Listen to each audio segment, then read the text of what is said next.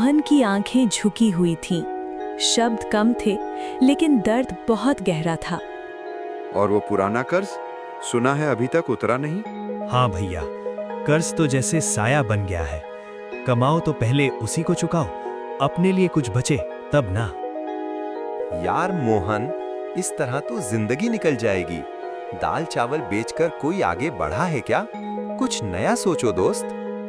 सही कह रहे हो, पर खेत नहीं है, दुकान खोलने के पैसे नहीं और कुछ और बनाना आता नहीं। जो किस्मत ने दिया उसी में गुजारा कर रहे हैं। ग्राहक की हर बात मोहन के दिल में एक एक करके तीर की तरह लग रही थी।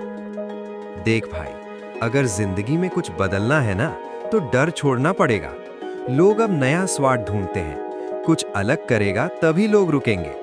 अलग? लेकिन क्या? बस यही सोचता रहे। जब जवाब मिल जाए तो समझ लेना वक्त बदलने वाला है।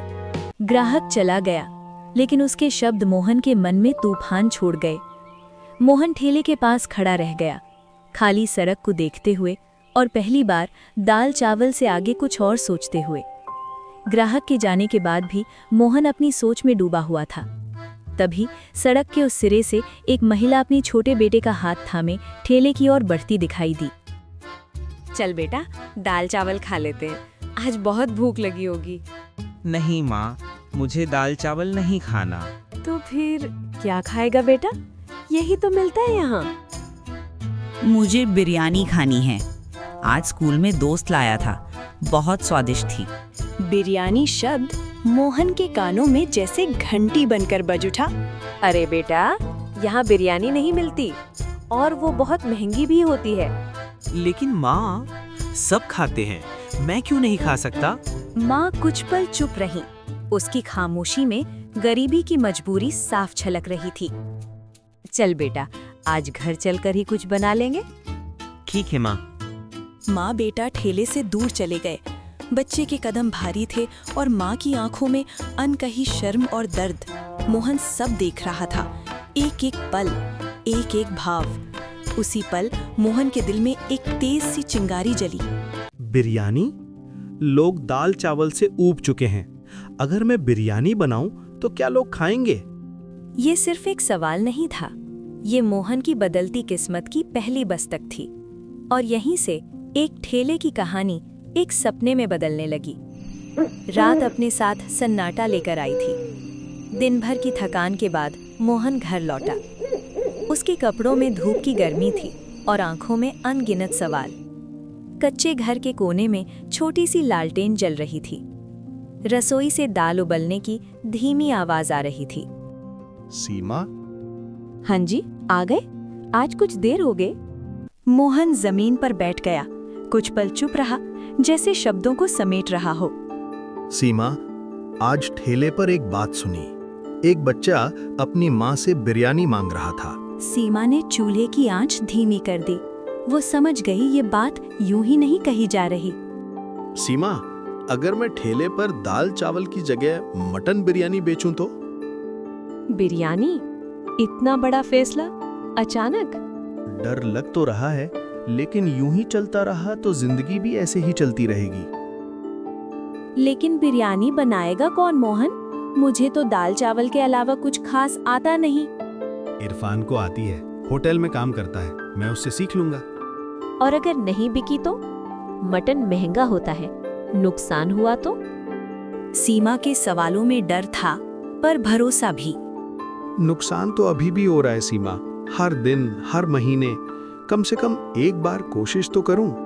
सच कहूं, डर तो मुझे भी लगता है, लेकिन आपकी आंखों में आज अलग चमक है। अगर आपने ठान लिया है तो मैं आपके साथ हूँ। मोहन ने पहली बार खुद को अकेला नहीं महसूस किया। सीमा, अगर ये चल गया ना, तो हमारे बच्चों को कभी खाली पेट नहीं सोना पड़ेगा। भगवान मेहनत कभी बेकार नहीं जाने देते। आप सीख लीजिए बिरयानी बनाना। उस रात मोहन देर तक जागता रहा। लालटेन की रोशनी में उसने सपनों की नई तस्वीर बनाई। डर अब भी था, लेकिन उसके साथ उम्मीद ने भी जगह बना ली थी।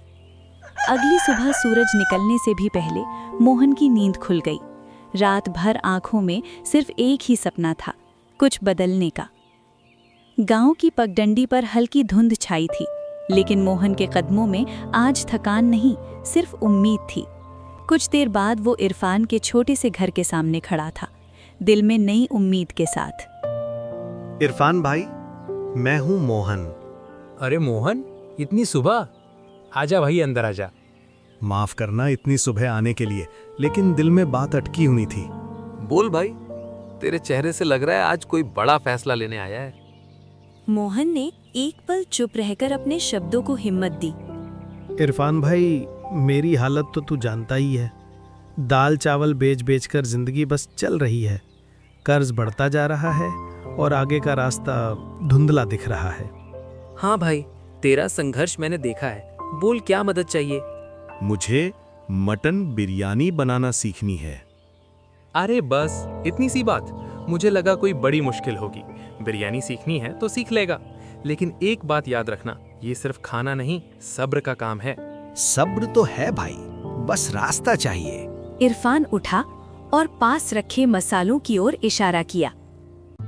सबसे पहले मटन अच्छे से धोना, फिर दही, लाल मिर्च, हल्दी, खड़े मसाले, हरी धनिया और पुदीना। मसाला डालते वक्त हाथ हल्का और दिल साफ रखना। गुस्से में पकाई बिरयानी कभी स्वाद नहीं देती। ये बात तो जिंदगी पर भी लागू होती है भाई। बिल्कुल। फिर चावल उबालना, उसमें तेज पत्ता, इलायची और थोड़ा सा नींबू। सबसे जरूरी है दम, धीमी आंच और सब्र। मोहन हर बात को दिल में उतार रहा था। इरफान भाई, अगर ये सीख गया ना तो मेरी जिंदगी बदल जाएगी। जिंदगी बदलने की ताकत तेरे अंदर पहले से है।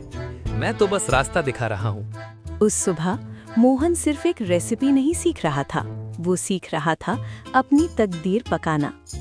इरफान के घर से लौटते समय मोहन के कदम हल्के थे, लेकिन उसके मन में एक बड़ा सपना चल रहा था। सूरज अभी पूरी तरह निकला नहीं था। गांव की गलियों में हल्की ठंडक थी और मोहन के घर में एक नई शुरुआत की आहट। आज गलती की कोई गुंजाइश नहीं, आज सब कुछ सही करना है। मोहन ने सबसे पहले ताजा मटन निकाला। उसके हाथ कांप रहे थे, डर से नहीं, उम्मीद से। धीरे धीरे करो, आज हर चीज संभल कर। हाँ सीमा, आज तो मसाले भी दिल से डालेंगे। दही, लाल मिर्च, हल्दी, खड़े मसाले, हरा धनिया, पुदीना, एक एक चीज मोहन को इरफान की बातें याद दिला रही थीं। मटन मसालों में अच्छे से लिपट चुका था। अब बारी थी चावल की। नींबू डाल दूं? हाँ, थोड़ा सा ही, खुशबू के लिए। जैसे ही चावल उबलने लगे, घर में एक अलग ही महक फैल गई। ये सिर्फ बिरयानी की खुशबू नहीं थी, ये उम्मीद की महक थी। अगर ये चली ना सीमा, तो सब बदल जाएगा। चलेगी, मेहनत कभी खाली नहीं जाती। अब मटन चूल्हे पर था, धीमी आंच, बिल्कुल वैसी जैसी सिखाई गई थी। मोहन खुद से फुसफुसाते हुए, जल्दी मत करना, सब्र रख।